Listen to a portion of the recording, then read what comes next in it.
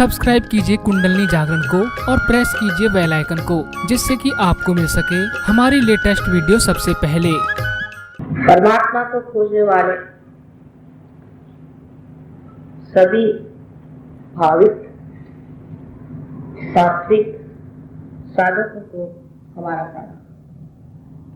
आज दो तरह के गाने आपने सुने हैं। पहले गाने में एक भक्त विरह में परमात्मा को बुलाता है, इसे अपराध भक्ति कहते हैं।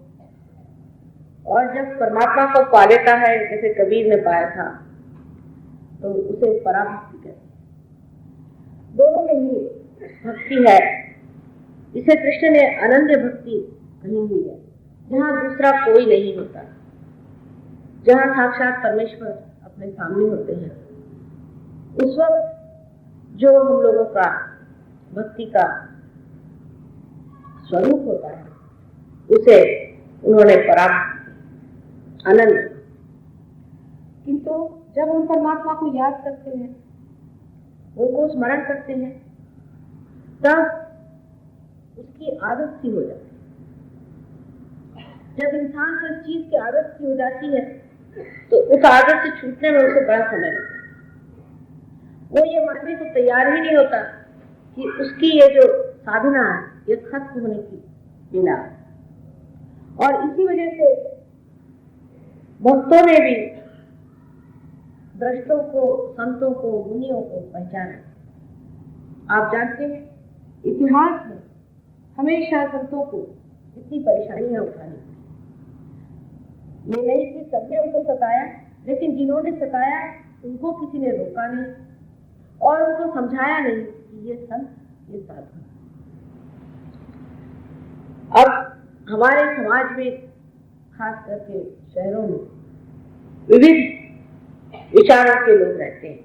कुछ तो जो कि परमात्मा में विश्वास करते हैं, इस तरह विश्वास करते हैं जैसे कि किसी मंदिर में गए नमस्कार करते हैं।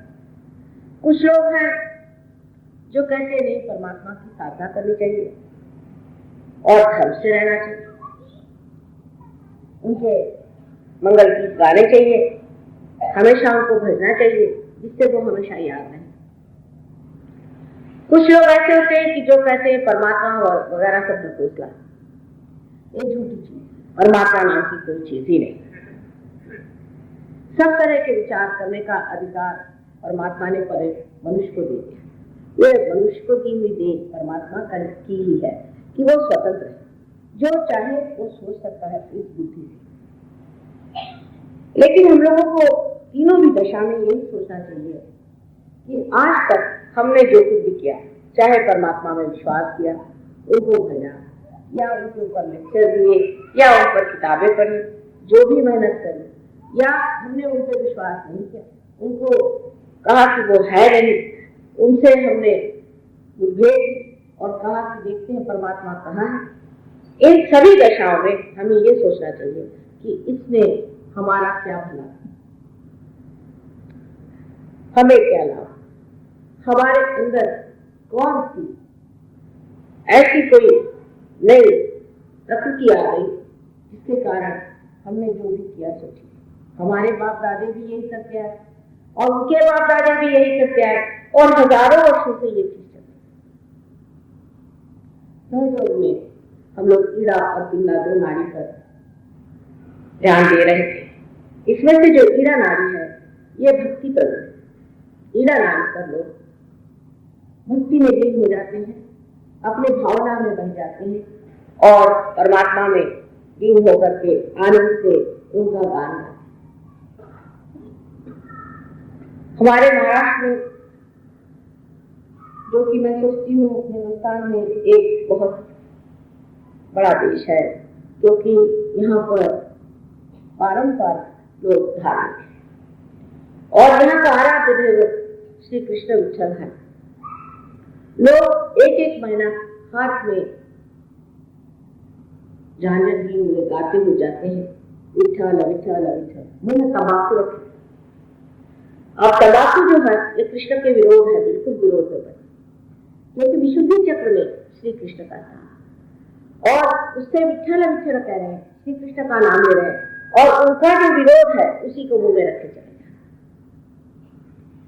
ऐसे लोग, बहुत से लोग मैंने देखे जो मुझसे आके कहते हैं कि माँ हम तो जिंदगी भर विठ्ठल की वारी करते रहे, हर बार वहां पैदल जाते रहे और एक एक महीना हमने मेहनत करी। बहुत से पढ़े लिखे लोग ऐसा कार्य, लेकिन हमें तो परमात्मा मिले। एक मुसलमान थे जो कि बहुत परमात्मा को खोजते, अंत में वो हिंदू, उनका परमात्मा मुसलमान हो तो मिलता नहीं, चलो हिंदू होकर मिल जाते हैं। तो वो हिंदू होकर के वो इसी तरह से विठ्ठला करते जाते थे। तो उन्होंने कहा कि पहले तो नमाज पढ़ के मेरे घुटने छिल गए, फिर वारी कर करके मेरे तलवे पहुंचे, और ये सब होते हुए मैंने ये देखा कि परमात्मा को मिला। जो विठ्ठल के सामने लोग खड़े हैं वो भी परमात्मा के पास नहीं, और जो लोग वहां जाते हैं वो भी परमात्मा। हम लोग इसी प्रकार हर समय कभी कोई अखंड पाठ कर रहे हैं, कभी कोई परमात्मा को याद कर रहे हैं। इस प्रकार हम अपनी भक्ति में परमात्मा को याद करते रहते हैं।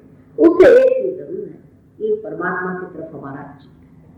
नामदेव ने कहा कि एक लड़का जब पतंग उड़ा रहा है और पतंग आकाश में जा रहे हैं, उधर सब बच्चे उसके साथ खेल रहे हैं, वो बातें भी कर रहा है, सबसे मजाक कर रहा है, और ये करते वक्त भी उसका चित्त उसी आकाश के ऊपर बनाया हुआ जो उसका पतंग है उसकी ओर। इस प्रकार एक साक्षात्कारी मनुष्य का हो जाता है कि उसका पूरा चित्त उसी ओर होता है। लेकिन जो नहीं हुआ, जिसे साक्षात्कार नहीं पाया, उसके लिए उचित था कि वो परमात्मा को याद करे। लेकिन ये सब करने से अगर परमात्मा को याद किया और परमात्मा ही नहीं मिले, जैसे आपने कहा कि या आंखों में व्याकुल लोग ढूंढ रहे हैं परमात्मा, और उनको अगर परमात्मा नहीं मिले तो जरूरी है कि मनुष्य कहेगा कि हाँ परमात्मा नाम की कोई चीज है।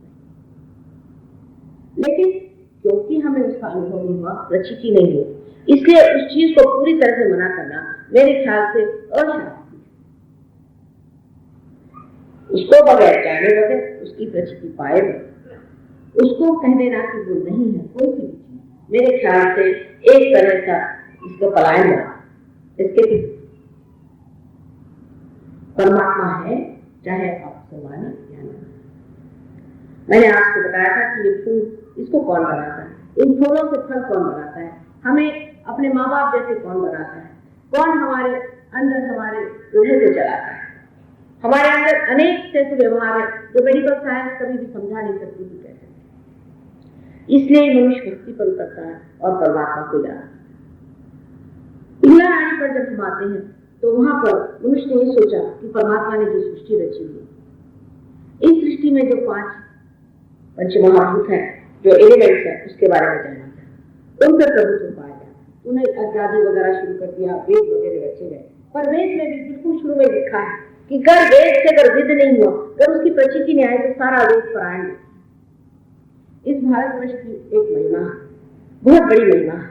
कोई कितना भी बड़ा शास्त्री हो, पंडित हो, वेद व्यास हो, कुछ हो, लोग उसके सामने हाथ नहीं जोड़ते। पर अगर कोई संत फकीर हो, हाथ में झोली लिए हुए और संत हो, माना हुआ संत हो, तो लोग उसके सामने झुक जाते हैं, कि वो राजा हो चाहे वो। ये अपने देश की बड़ी महिमा है, ऐसे आपको कहीं भी नहीं दिखा। ये इसी देश में होता है, क्योंकि इस देश की अपनी एक बड़ी विशेष दुनिया है। यहाँ बड़े बड़े पुण्यात्मा, धर्मात्मा, संस्था। हमारी दृष्टि जो बाह्य की ओर लग गई है, इससे सबसे बड़ा प्रश्न खड़ा हुआ है कि अब सबकी दृष्टि अंतर्मुख कैसे करें। और सबसे पहले कि ये लोग जाने कि इसी देश में, इसी महान देश में ही ये सारा ज्ञान कथा है। अब जो भी मैं आपको बता रही हूँ बातें, इसको आप इस तरह से देखें जैसे साइंटिस्ट के सामने कोई हाइपोथेसिस रखा है। अगर आप उसको इस दृष्टि से देखें तो आपको समझ में आ जाएगा कि जो मैं बातें कह रही हूँ वो आपको पहले देख लेनी चाहिए, जान लेनी चाहिए, फिर प्रचिति आने के बाद में उसको आपको जांचना चाहिए कि ये बात सत्य है या परमात्मा है या। लेकिन पहले धारणा तो करनी पड़ती है, कि धारणा तो करनी पड़ती है कि ऐसी ऐसी बातें हैं, इसे सुनना चाहिए। उसी बात पर अगर आप उतरे हुए हैं तो फिर आगे बढ़ ही नहीं सकते। पहले आप इसे धारिए, जो मैं बात कह रही हूँ उसको आप समझने का प्रयत्न करें।